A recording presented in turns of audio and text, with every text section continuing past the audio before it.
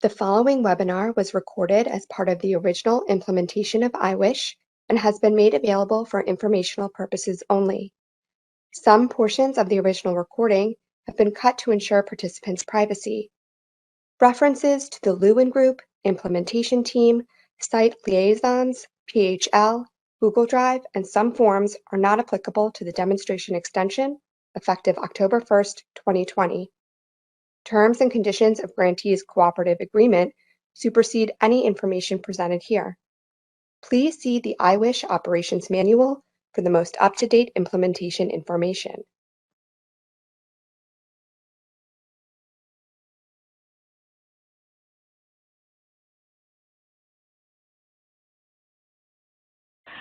Today we have the awesome privilege of having Ali Vernasio with us. She is a social worker at the Rush University Medical Center, and she's well experienced with handling conflict and bullying with older adults. So I know that she has some great things to share with you. So some of you may not even know that you have bullying going on in your sites. This might be new to you, this idea that bullying is not just something that happens to kids or happens with middle school and high school, but it even happens in the older adult stage of life. So we want to help you identify these behaviors and traits. Additionally, we want you to understand what are the consequences of bullying behaviors. Again, so often we think about bullying as something that happens in your child and teen years, and we think about the consequences then. But what are the consequences when an older adult is being bullied? How does that affect their wellness and their ability to age in place? And then finally, we want to empower you and give you some tools that you can use in your community. So what are some interventions that you can use? What are some words and phrases and conversations that you can have with residents to proactively address bullying or to just stop it? So thank you, Joy, for the introduction. So we're going to start off talking about conflict. Some conflict is normal. When new groups are formed, especially, or altered, they often experience forming, storming, and norming. As the group develops, these are three different components that they experience. And with regards to conflict, we'll kind of focus on storming, which is a typical step in integrating with a new group and becoming familiar with group rules and with group norms.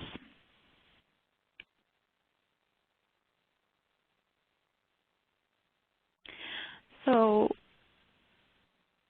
with conflict versus bullying, let's kind of talk about the differences.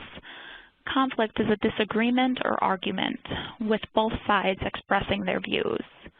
Conflict is a natural part of human relationships as people grow and change. It can cause stress and it can hurt, but it's not bullying. Conflict happens between two people who are equal in the relationship, like friends, classmates, coworkers, but have two different viewpoints about what's going on.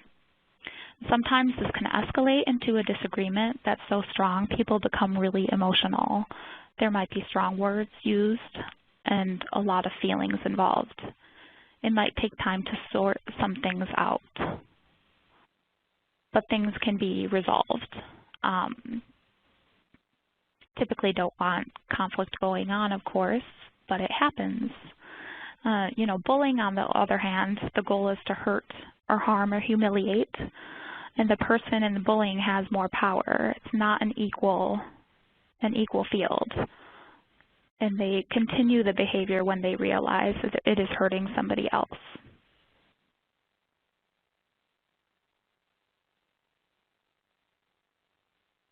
We can move on to the next slide, where we'll kind of look at the bullying behaviors.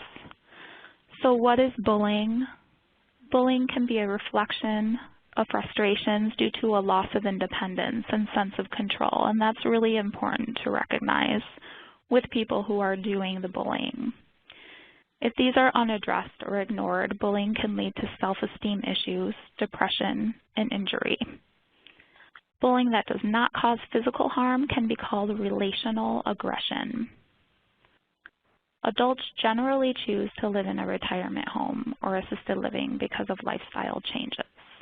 And that's important to remember to kind of, we'll talk about this a little bit later, but having empathy for the individuals who are bullying.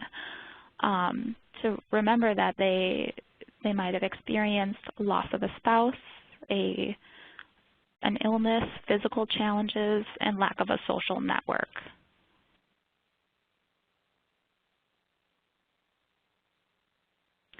And on the next slide here, we'll talk about the types of bullies that we see. There are 3 types. There's a narcissistic, who has a need for power and control, lacks empathy, and concerned primarily with themselves. Impulsive bullies, they're often spontaneous and do not plan out their bullying.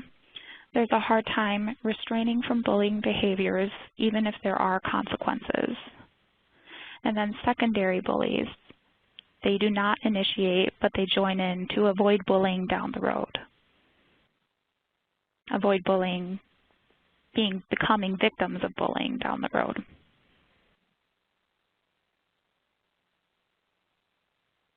So some of the traits, and this was pulled from a 2014 study by the American Sociological Association, which explained that cliques are spurred by the desires of familiarity and certainty for control and dominance, and for security and support.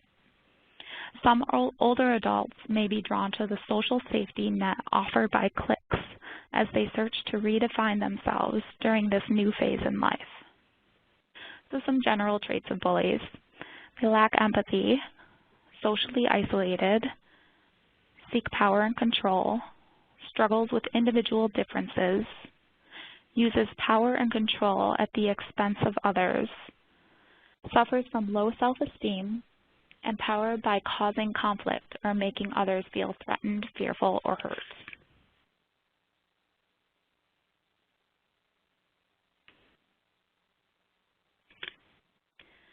So these are generalized, but there are often themes in the differences between women and men. So women, often you'll see gossiping, cliques with women, passive-aggressive behavior, and they manipulate emotions.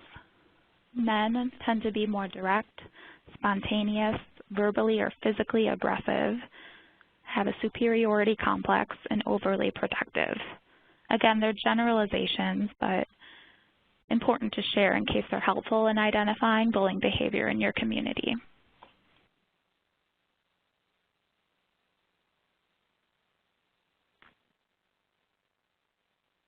Some different types of bullying behavior. There's physical, verbal, relational, and damage to property.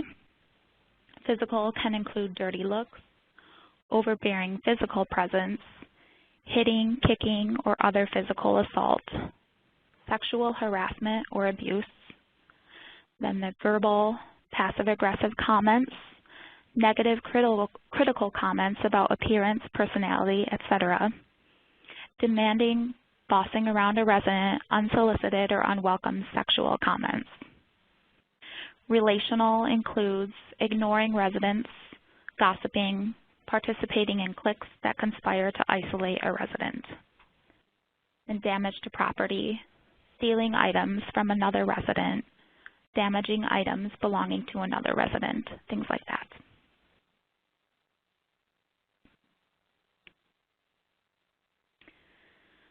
So I have a little case study.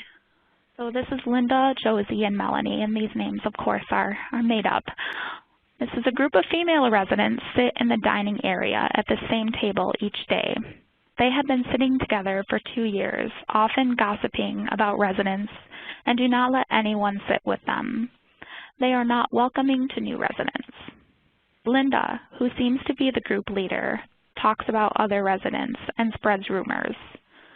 Josie and Melanie never initiate, but they do not tell Linda to stop, and they engage in gossip with Linda when she starts talking about others.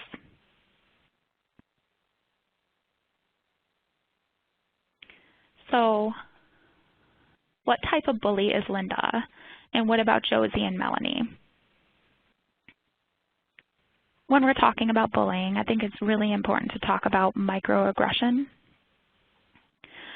So we kind of mentioned this earlier that some people who are in senior living environments, they might not have had a lot of experience being around different people from different backgrounds. So what are microaggressions? These are everyday verbal, nonverbal, environmental slights, snubs, or insults.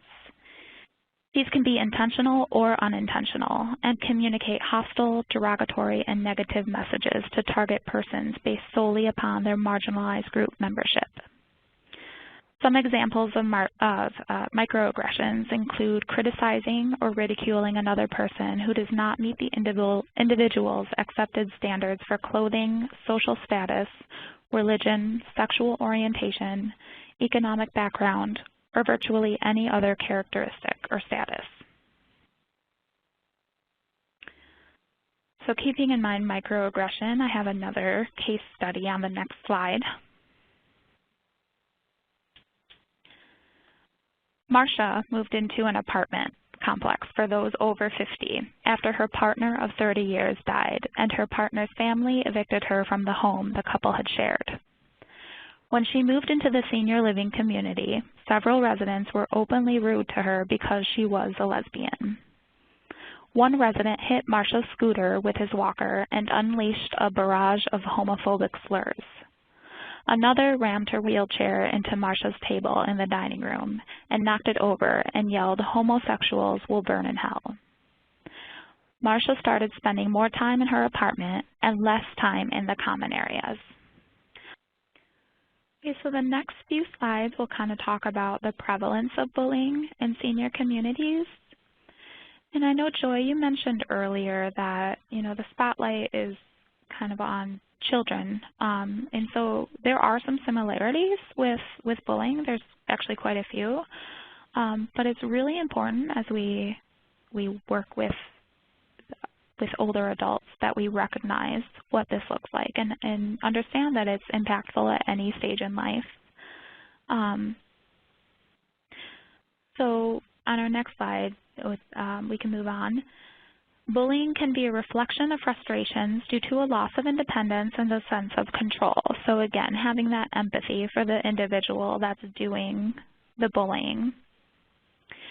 Individuals using assisted devices or who have a paid caregiver are more likely to be bullied. They're seen as more vulnerable. If unaddressed or ignored, these can lead to self-esteem issues, depression, and injury. So on our next slide, there's a table. So this was from a study that there were surveys, 55% male, 45% female, from the ages of 55 to 85, and 20 residents were asked these questions that are listed, and they're yes or no questions. So if you just want to kind of take a few minutes to look at this, maybe there's something that surprises you, feel free and comment on that. What shocked me was, did the staff know about the bullying you witnessed, and how many people said that the staff didn't know?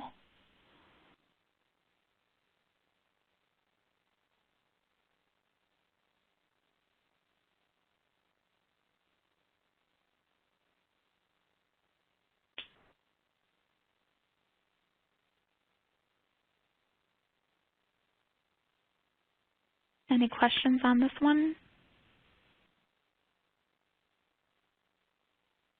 I don't see any in chat right now.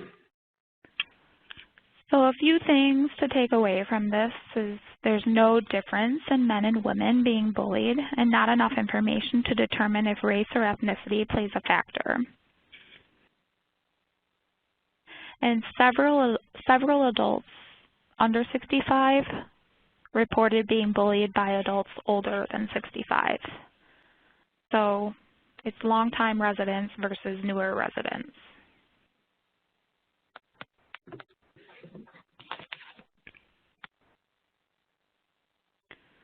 there are no questions on this table, we'll go ahead and move to the next slide. So studies of children and adolescent victims of bullying show that they suffer from PTSD, isolation, and depression. But as I said earlier, there's little research on senior bullying specifically. But we do know, as there's an increasing number of older adults in communal living, combined with a lack of awareness about senior bullying, there's unaddressed bullying, and that results in isolation. So this epidemic can cause fear. It's underreported. It can cause fear, and it will create a bigger problem in the community.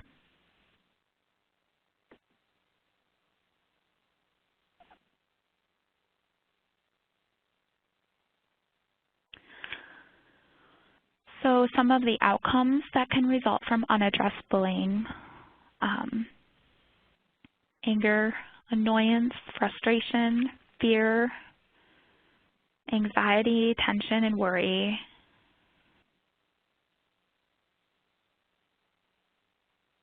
Retaliation, followed by shame, self-isolation, and exacerbation of mental health conditions. So again, similar to what we know about children and adolescent bullying.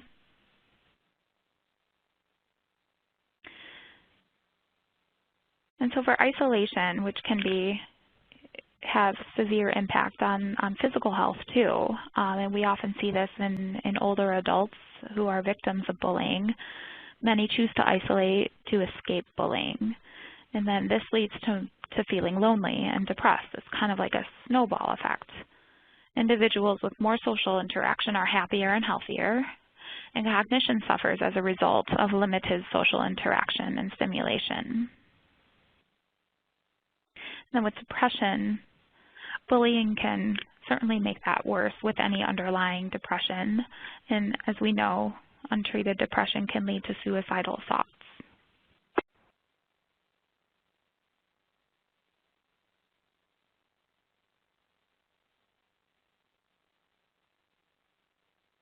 So the next few slides will kind of discuss preventing conflict and bullying among residents.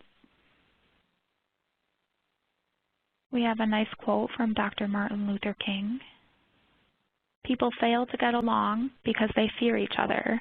They fear each other because they don't know each other. They don't know each other because they have not communicated with each other.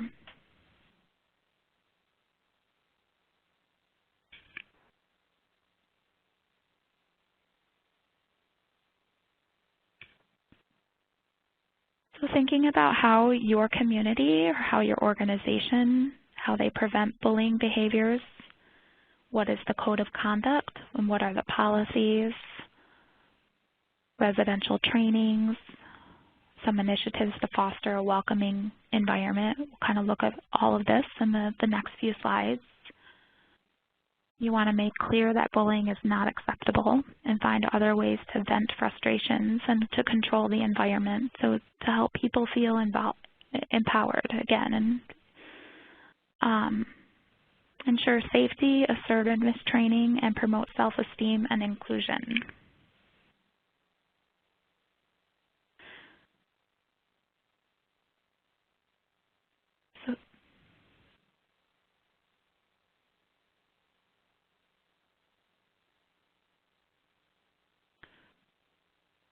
So know your organizational policy around bullying and be familiar with the code of conduct that residents agree to upon move-in. I think that a lot of this prevention can be,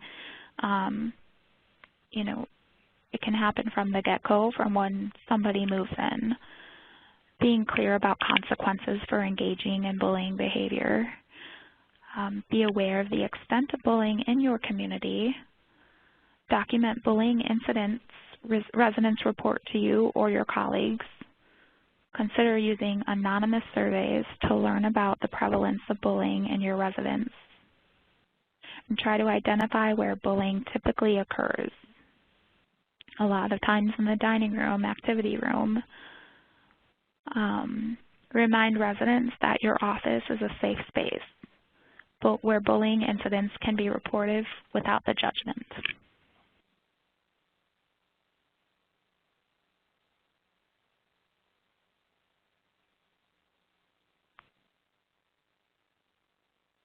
So some of the ways that residents can report bullying: open door policy, letting them know that it is a safe space, and really emphasize the privacy, because remember that people tend to underreport because they're afraid of causing rifts in the community. Monitor new residents' integration into the community, because these new residents are the common targets of bullying behavior. They may be hesitant to report bullying due to retribution or not wanting to make waves. And be open to other conflict bullying situations as well. They're not always predictable who the bullies and the victims may be.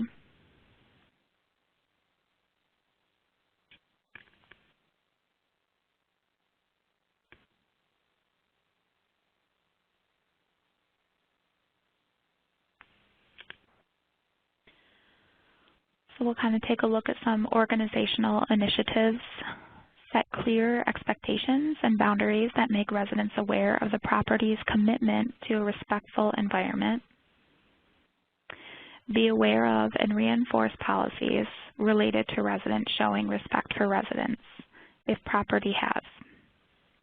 Train all staff and residents to recognize bullying behaviors and protocol for reporting them, and strategize about how group programming and individual supports can be strengthened. And if sites do not have an official policy, you can advocate for one. So to facilitate the development of caring and empathy, consider implementing strategies that promote such qualities. Some examples are acknowledging members of your community who go out of their way to welcome new residents or are friendly to current residents who are perceived as outcasts. Create a training program with role-playing to demonstrate positive resident interactions related to conflict and bullying. Incorporate residents into the role-playing. Institute a caring squad concept where its participants' job is to notice acts of kindness and reward them.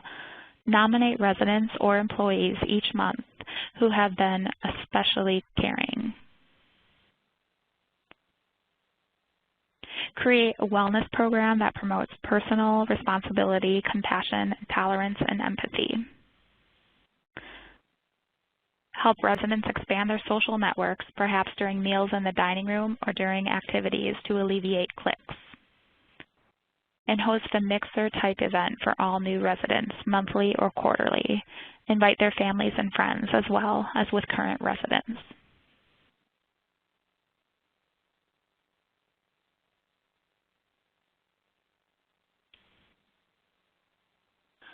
Hold regular discussions about the challenges of communal living and possible solutions to those challenges. This could be at resident council meetings, resident and family events, or as part of a series of training sessions. Acknowledge members of your community who go out of their way to welcome new residents or are friendly to current residents who are perceived as outcasts, like we said earlier.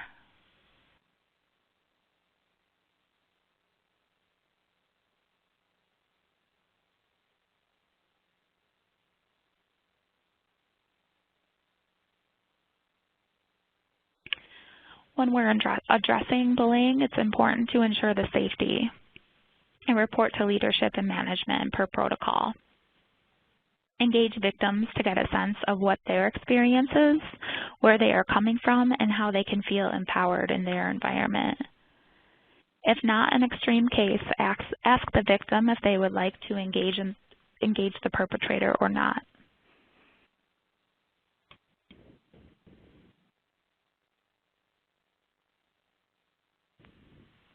Some things to do in the moment is intervene immediately. It's okay to get a colleague to help. Separate the residents involved to ensure safety. Meet any immediate medical or mental health needs. And stay calm and model respectful behavior when you intervene.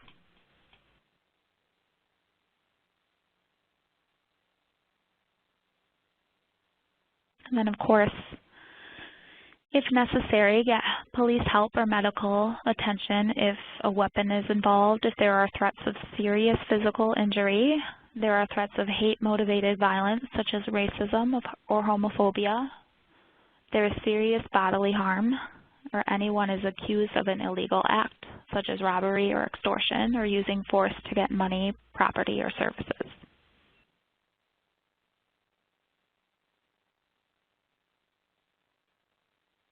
You want to avoid some of these common mistakes. Don't ignore it or assume that residents will just work it out. Don't immediately try to sort out the facts. Don't question the residents involved in front of other residents. Don't talk to residents involved together, only separately. And don't make the residents involved apologize or patch up relations on the spot.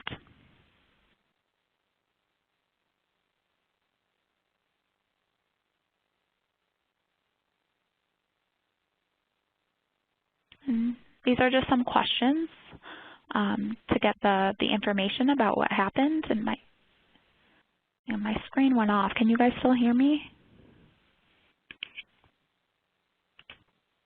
Yes, we can hear you, Allie. Okay, I just, give me a couple minutes because my screen just blacked out for a second. Okay. While you deal with that, I just wanted to share, we did get some people to share in the chat. So Brenda Carney said that their co-op does have rules, house rules, and part of that there's a rule surrounding bullying. And then Maria Juarez also said that her building has a conduct clause, and there are house rules, a conduct clause that addresses bullying. And so they've emailed that to us here at the IWISH implementation team, so we'll be sure to share that with you. Okay. Perfect. Thank you. You're welcome. Are you ready to continue, or? Yeah, I know what happened, but thank you. I'm glad that was an easy fix too, because I'm not very technologically inclined here. All right, so some prompts for getting the information. How did it happen? Can you tell me about it? Will you help me understand what happened from your perspective? Can you tell me more? What do you think can be done to prevent this in the future? Using what and how questions rather than why can put people, because why questions can put people on the defensive or victim blame. You want to avoid that.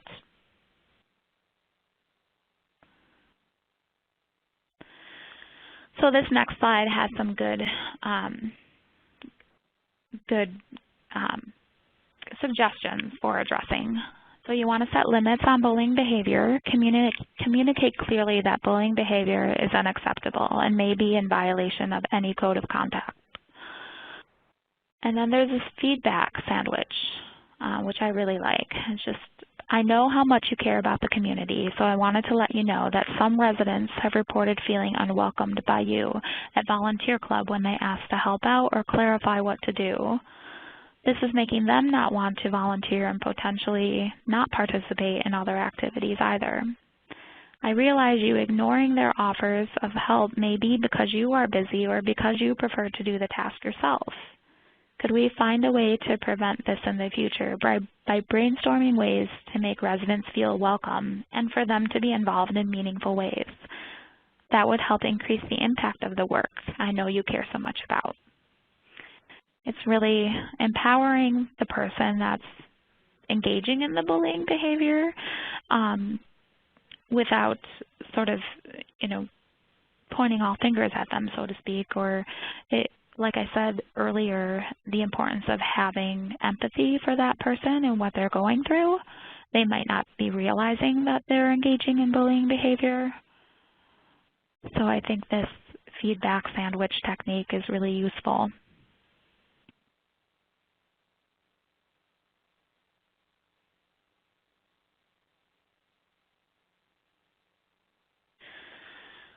So after the moment with the bully, you can help them find other ways to feel in control and to vent frustrations, help them feel empowered. Learn and practice positive communication skills, develop empathy for others, ask them about a time when they felt different and how it made them feel, and expand their own social network.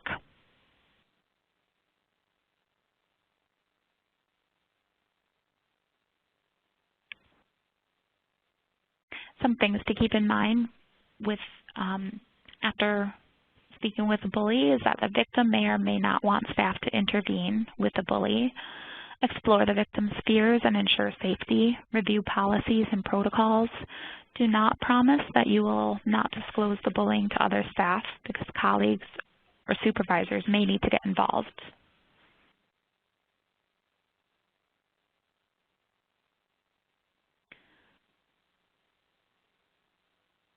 So some things to consider. If approached, perpetrators may say it was an accident or that the victim is lying. Again, have empathy for the perpetrator because they often feel at a loss of control as they lose their sense of independence.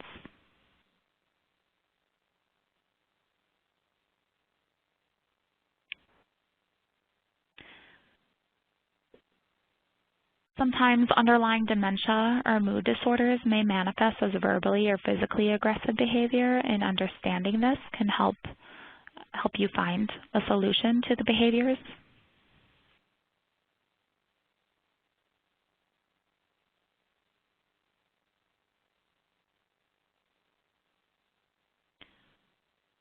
So with prevention, you want to foster self-worth and dignity, validate residents' experience, and state clearly that bullying is wrong and not their fault. Offer other positive engagement opportunities. Do not approach either party in condescending or demeaning manner. And create a plan in case future events, reporting process, and identify trusted contacts in the community for additional support.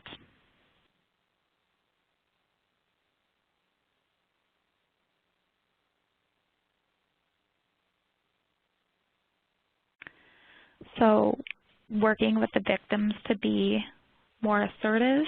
A great technique is the use of I statements, explaining how they feel, how something makes them feel, refusing inappropriate orders or offers from others, and practice role-playing with that individual.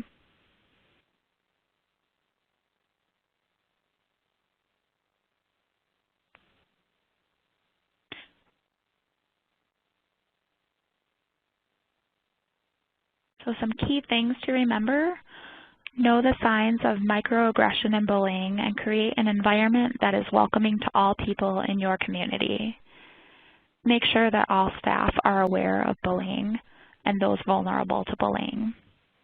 Identify people whom residents can talk to and feel safe disclosing their personal experience or what they observe in the community. Think about resident champions and resident councils.